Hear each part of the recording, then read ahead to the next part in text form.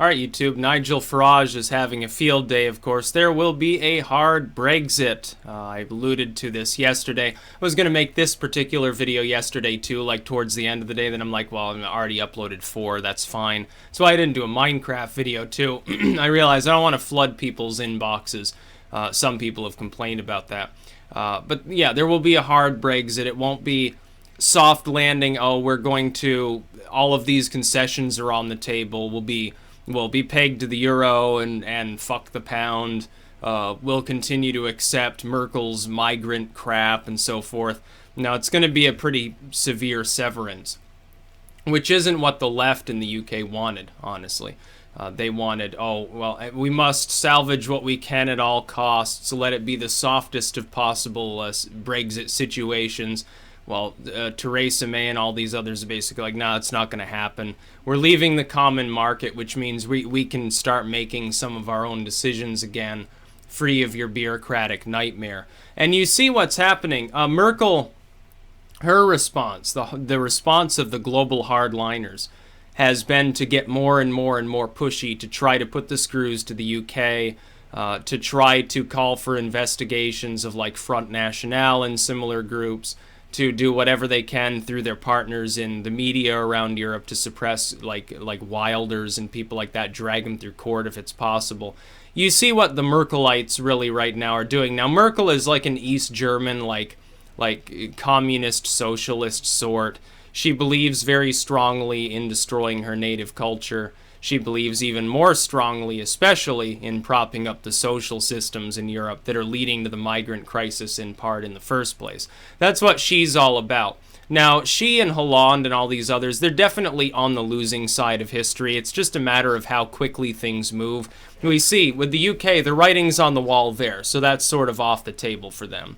Eastern Europe is growing increasingly uncomfortable on the immigration side. Not so much the fiscal side. Like Polish people, they go like the UK or France or something to work and get their pensions and stuff. And it's all well and good because it's like movement within Europe, but at the same time, they don't want people from outside of the European Union coming in to fuck with things.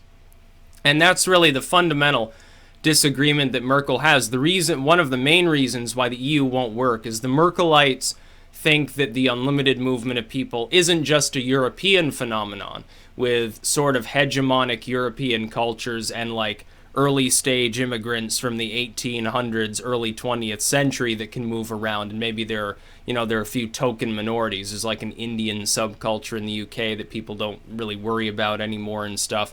It's not so much that, it's the idea that any European state at any time can bring in all the migrants it wants, just to fuck convention for the term of whoever's in charge. They're a useful idiot. That happens to be Merkel right now. Bring in millions of migrants, because nobody can tell them not to. They can say to the other European states, you must allow them to march their way across Europe here, because we want them. Once they're there, they wait for social alienation to kick in, Merkel or somebody. They say, oh yeah, now we need a burqa ban. Oh, we made a mistake. Everyone else has to share the load, and then they filter them out across the rest of Western Europe. Then they rinse and repeat. That's really what Merkel has been doing. You've got millions and millions of people entering Europe who are not European. They speak no European language. They're not even there because they want to assimilate. And I think it was one of Poland's people, one of their ministers that goes to Brussels, one of their MPs or whatever they're called, made a speech some time ago. The German lady had just spoken. He said, oh, well, people who want to come here and work, they're a treasure. They're precious. We want them here. But you're just bringing in human trash. You're bringing in people who just want welfare. And you wouldn't have this problem if you didn't have the welfare, number one. And you also wouldn't have this problem if you weren't letting them in, number two. And they sort of cut him off and ignored him and pretended that what he said was really draconian and that he sounded like a Nazi and everything wrong with Europe. In reality, what he was saying made sense. He's right. You can't deny that he's right. Those are the two main reasons why you have this problem in Europe in the first place. When I see hard Brexit will happen, it's more because about 40% of the UK's population would go absolutely apeshit if they tried to do a soft Brexit. You've got a fairly large, it's a minority, but it's a fairly large core of the UK's population really just wants nothing to do with this crap. They want to go back to being like the Shire and take it easy and smoke their pipe weed with Gandalf and stuff like that. I don't blame them. You know, you've got this relatively, in the countryside especially, the places that have had their jobs decimated. We're not talking about London, Stan. People have, you know, they want to have a quiet life, and they want their decent pensions and their government education, all the other sort of boring, dreary crap that the UK has, and their baked, boiled, and bland cooking. And they don't really want the mosques setting up shop in all of these small town sort of UK regions, and I don't blame them for that. Merkel, on the other hand, is like, if ever there was a symbol of like diesel punk dystopia, it was Germany, circa right now. And they've always had this, it's like Germany, they get blamed for like the 2 world wars, and now they're more rightfully, I suppose, getting blamed for the problems that are happening there. It's not even so much the German people. They've just been guilt-tripped for the most part. It's really Merkel, Hollande, and all these others that form a global coalition. It does not even limited to Europe when you really think about it. We've got people like that here. We've got the Bernie Sanders and Elizabeth Warrens and the Nancy Pelosi's. They're all basically the same. We got the John McCains and the Bushes on the other side. They're the same too.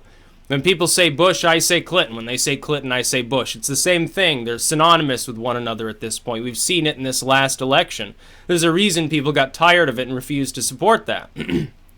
Outside of California, which is basically globalism 101, which is why they take other states' water and then take credit for having a large economy. If it weren't for the states around them, you would be just a dust bowl.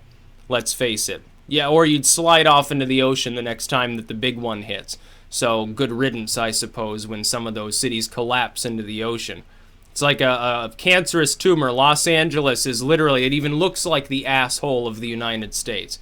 It's like this big brown and gray blotch sitting in the middle of the desert. Shouldn't even be there. It's a crappy-ass place to put a city in the first place when you have to pump in your water from hundreds of miles away. It's like a new Rome, only less efficient, I suppose, and less grand, and it won't actually be there in 2,000 more years. It'd be nothing but scrubland.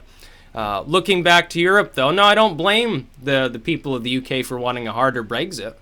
Now, of course, some of the globalists want that too. They figure if there's a hard Brexit, the UK will suffer, and people will regret it, and they'll want to rejoin the EU, and then they'll say, oh, praise globalism, and they'll make the EU stronger. I don't think that's going to happen, despite all the manipulation and all the underhanded cunning tricks that they're likely to pull once the Brexit actually is pulled off. And of course they will. I said before, number one, there will be a Brexit. I predicted their attempts to stand in its way wouldn't work because especially because the globalists themselves, they're going to let them Brexit. They don't have any problem with that. They're just going to put the screws to them after. Number two, at least short term, there will be a lot of misery in the UK. And there is. People are uncertain and confused. Long term, it will benefit them.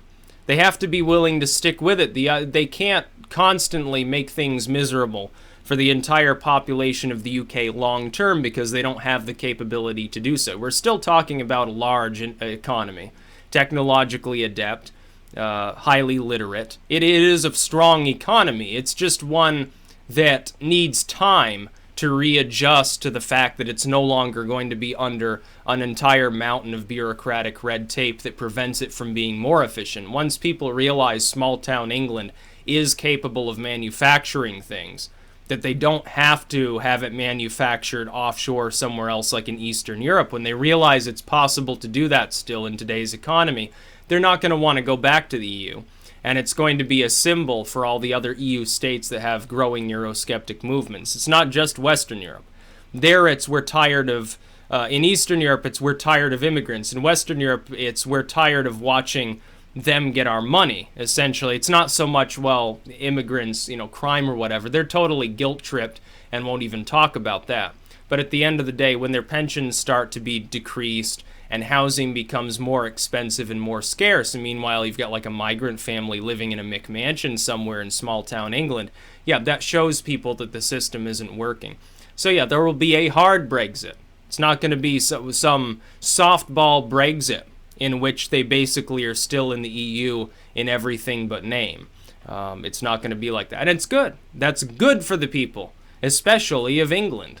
Not so much necessarily Scotland. Scotland's SNP is constantly rambling and raving about everything. Used to be friends with a couple of Scottish individuals. Had to remove them on Facebook, that's for sure, because all they did all day was talk about how great SNP was, how evil and bigoted and despicable the English were, how they need independence, they want to stay in the EU, which isn't going to happen. You can declare independence from England, Wales, and North Ireland if you want. It's not going to lead to great things.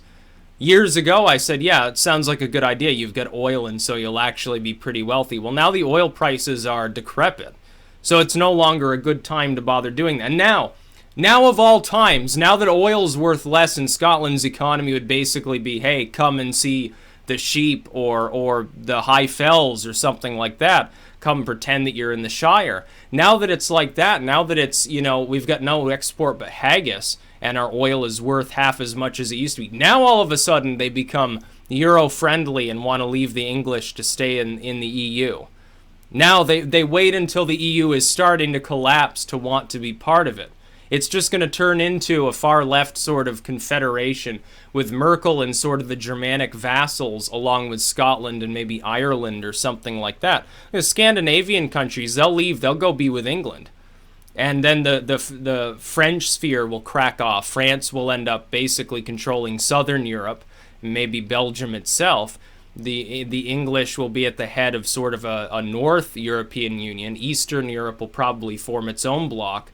And so then what are you left with? You're left with Germany, basically German Empire, only it's a confederation under socialist rule this time, with Scotland, of all nations associated with them. I mean, it's hilarious to think that people believe that will work long term, that it'll actually be tenable. Europe splitting apart into blocks is a great idea, but the German sort of vassal arrangement will be the most cobbled together, insane thing you've ever seen. Meanwhile, all these other unions that could form, and probably, let's face it, will, they'll be stable. They'll be just fine. They'll have similar currency capabilities. They'll form their own blocks, their own military alliances. They'll all still be in NATO anyway. Who cares? So I look forward to watching what happens in Europe over the next few years. It's not going to be pretty for the Merkelites. It's going to kick out all the Hollands of Europe. It's going to bring in a lot more Nigel Farages and Geert Wilders and people like that.